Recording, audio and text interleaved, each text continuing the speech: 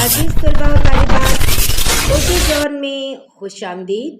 جماعت دہم، فیڈرل اور Punjab board national بک foundation کی نئی درسی کتاب 2025، جس کا آج ہم سبق نمبر 3 پڑھیں گے، اور اس کا عنوان یہ ایک افسانہ ہے اور اس کا عنوان ہے کفارہ۔ تو سب سے پہلے مصنف کا تعارف جان لیتے ہیں۔ منشی پریم چند کا اصل نام دھن پت رائے تھا۔ آپ کا شمار اردو کے اولین افسانہ نگاروں میں ہوتا ہے۔ آپ نے اپنے افسانوں میں ہندوستان کے دیہات میں بسنے والے مزدوروں اور کسانوں کی زندگی اور ان کے مسائل کو بڑی دلکشی کے ساتھ بیان کیا۔ انہوں نے مقامی واقعات اور حقائق کو موضوع بنا کر تحریروں میں مقامی رنگ پیدا کیا۔ ان کی تحریروں کی بنیاد معاشرتی مسائل، نفسیاتی مطالعے اور مشاہدے پر ہے۔ ان کے کردار زیادہ تر مثالی ہیں، جس میں تنوع پایا جاتا ہے۔ انہوں نے ہر عمر اور ہر پیشے سے متعلق کردار پیش کیے ہیں۔ پریم چند کا اسلوب بیان سادہ اور دلکش ہے، جو ان کی تحریروں میں حقیقت نگاری کو خاص اہمیت بھی حاصل ہے۔ اب جان لیتے ہیں کہ جو منشی پریم چند ہیں، ان کی تصانیف کے بارے میں جان لیتے ہیں۔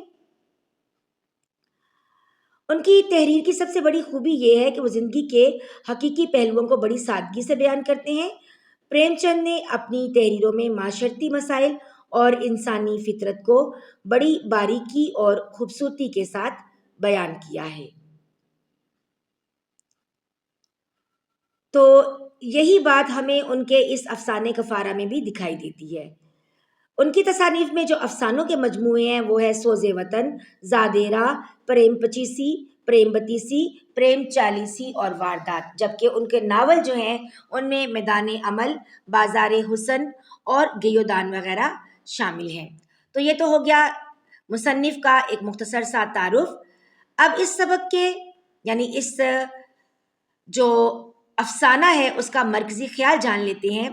افسانہ کفارہ کا مرکزی خیال یہ ہے کہ انسان کی حقیقی عظمت اپنی غلطیوں کا اعتراف کرنے اور انہیں سدھارنے میں ہے۔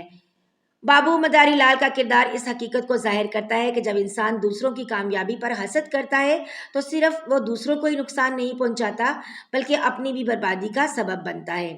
مداری لال اپنی غلطیوں اور گناہوں کا کفارہ خدمت کے پردے میں چھپا کر ادا کرتا ہے۔ منشی پریم چند نے اس افسانے کے ذریعے یہ پیغام دیا ہے کہ حسد اور رقابت کی آگ انسان کو اندر سے کھا جاتی ہے، مگر انسان اپنے ضمیر کی آواز سنتا ہے اور اپنی غلطیوں کی اصلاح کرتا ہے تو وہ نہ صرف اپنی روحانی بالغی کو حاصل کر لیتا ہے بلکہ معاشرتی طور پر بھی بلند ہو جاتا ہے۔ یہی اس افسانے کا مرکزی خیال ہے، جو کہ 2 کرداروں کے ذریعے بتایا گیا ہے۔ ایک تو مداری لال اس میں کردار ہے، جبکہ دوسرا جو ہے کردار ثبوت کا ہے۔ اوکے، اب دیکھ لیتے ہیں بیٹا اس افسانے کا خلاصہ۔ اردو کے اولین افسانہ نگار منشی پریم چند کا افسانہ کفارہ انسانی فطرت کے منفی پہلوؤں، خاص طور پر حسد، بغض اور بدنیتی کو نمایاں کرتا ہے۔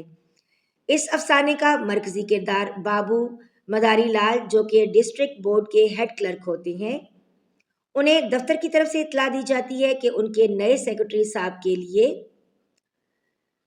سبودھ چندر کا تقرر کیا گیا ہے۔ یہ خبر سن کر مداری لال سکتے میں آ جاتے ہیں اور حواس باختہ ہو جاتے ہیں، کیونکہ یہ وہ نام تھا جس سے مداری لال کو سب سے زیادہ نفرت تھی۔ سبودھ اور مداری لال ایک ساتھ اسکول اور کالج میں پڑھتے تھے۔ سبودھ شروع ہی سے ذہین تھا، اس لیے مداری لال اس سے حسد کرتا تھا اور اسے اسکول سے نکلوانے کے لیے کئی بار سازشیں بھی کر چکا تھا، غلط الزام بھی اس پر لگائے تھے اور اسے بدنام کیا تھا۔ اب جب کہ وہ مداری لال کا افسر بن کے آ رہا تھا تو مداری لال کو ڈر تھا کہ کہیں سپودھ اس سے پرانا بدلہ نہ لینے کی کوشش کرے۔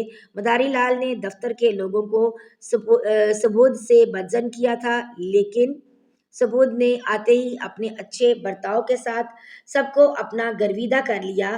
مداری لال اس کے خلاف سازش کرنے کا موقع تلاش کرنے لگا۔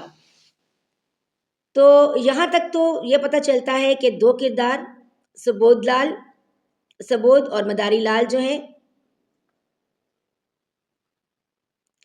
یہ دونوں جو ہیں یہ بچپن کے دوست تھے، ایک کلاس میں پڑھتے تھے، مگر ان دونوں کی آپس میں بنتی نہیں تھی۔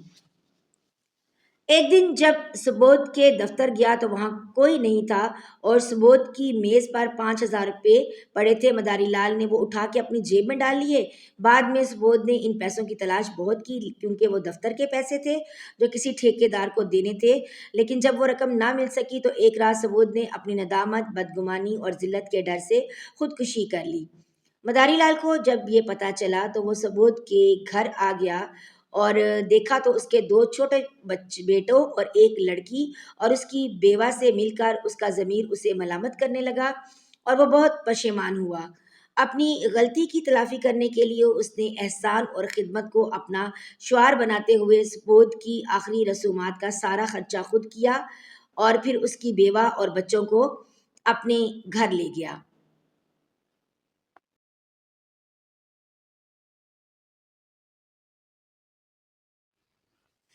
وہ 10 سال سے ان کی پرورش کرتا رہا، یعنی 10 سال تک وہ ان کی پرورش کرتا رہا۔ اس کی لڑکی کی اچھے گھر میں شادی کی۔ اب دونوں بچے کالج میں پڑھ رہے ہیں اور اس کی ماں مداری لال کے گھر میں مالکن کی طرح ان دونوں میاں بیوی کے ساتھ رہ رہی تھی۔ اس افسانے کے ذریعے یہ پیغام دیا گیا ہے کہ حسد اور رقابت کی آگ انسان کو اندر سے کھا جاتی ہے، مگر انسان اپنے ضمیر کی آواز سنتا ہے اور اپنی غلطیوں کی اصلاح کرتا ہے تو وہ نہ صرف اپنی روحانی بالیدگی حاصل کر لیتا ہے بلکہ معاشرتی طور پر بھی بلند ہو جاتا ہے۔ جی تو عزیز طلبہ، آج کی اس مختصر سی ویڈیو میں ہم نے جو افسانہ ہے اس کا خلاصہ اور مرکزی خیال جانا اور ساتھ ہی ہم نے افسانہ نگار کا تعارف حاصل کیا۔ یہ آپ کو بتاتی چلوں کہ پریم چند جو ہیں وہ پہلے افسانہ نگار ہیں اردو کے۔ تو یہاں پر ہمارا آج کا لیکچر ختم ہوتا ہے۔ انشاءاللہ نئی ویڈیو کے ساتھ حاضر خدمت ہوں گی، تب تک کے لیے اپنا بہت سا خیال رکھیے گا، دعاؤں میں یاد رکھیے گا۔ اگر آپ چینل پر نئے ہیں تو چینل کو سبسکرائب کرتے ہوئے جائیے گا، ویڈیو کو لائک اور شیئر کرنا مت بھولیے گا۔ ملتے ہیں اگلے لیکچر میں جس میں ہم سبق کی وضاحت اور مشقی سوالات کے جوابات جو ہیں وہ سارے حل کریں گے۔ تو اگلے لیکچر تک کے لیے اجازت، اللہ حافظ۔